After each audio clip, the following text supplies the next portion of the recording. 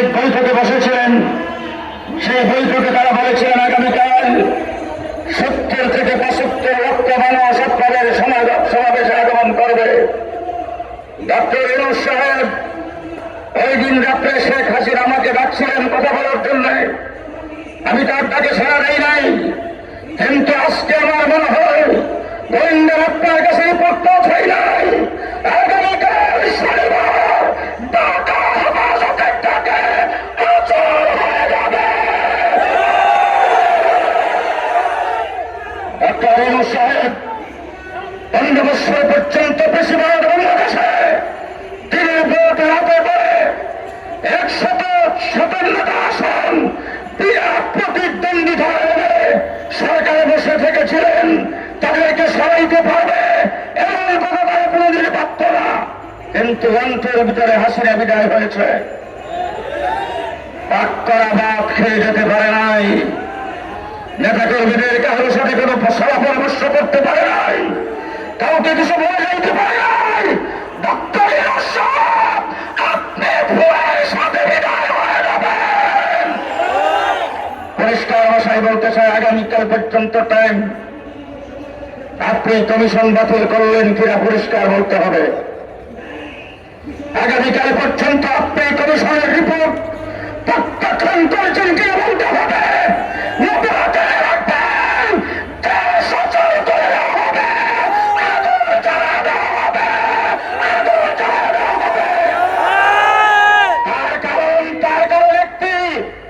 সেই কারণ হলো আমরা ইসলাম নিয়ে দেশে বেঁচে থাকতে চাই।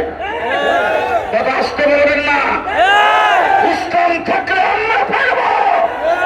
ইসলাম বিরোধী কোনো কিছু বাংলাদেশে বাস্তবায়ন হবে, আমরা থাকতে হবে না। আমাদের লাশের উপর দিয়ে বইতে হবে।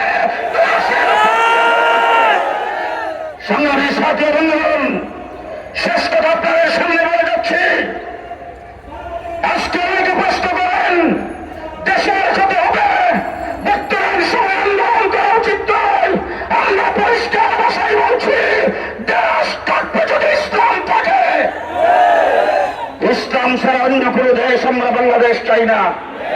সুতরাং বাংলাদেশের সংবিধান হবে ইসলাম ভিত্তিক, বাংলাদেশের নারীদের সংস্কার হবে ইসলাম ভিত্তিক, বাংলাদেশের বিচার বিভাগের সংস্কার হবে ইসলাম ভিত্তিক, বাংলাদেশের শিক্ষা কমিশন হবে ইসলাম ভিত্তিক।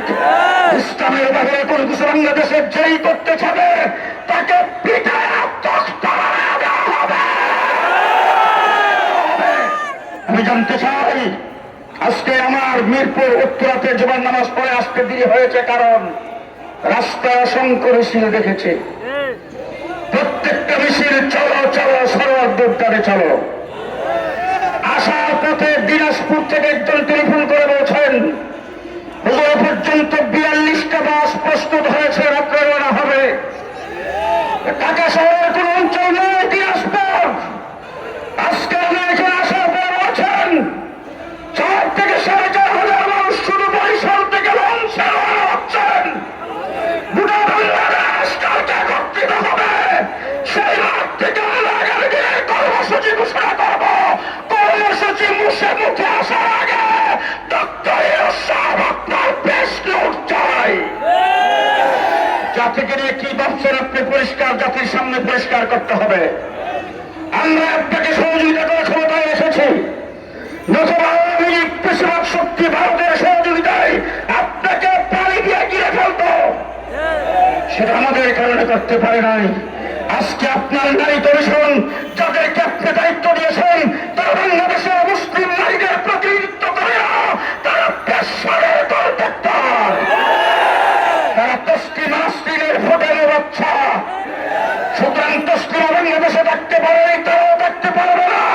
আপনি নারী কমিশনকে বাতিল করে প্রত্যেকটা সদস্যকে অ্যারেস্ট করতে হবে। আগামীকাল কোথায় যাইতে হবে?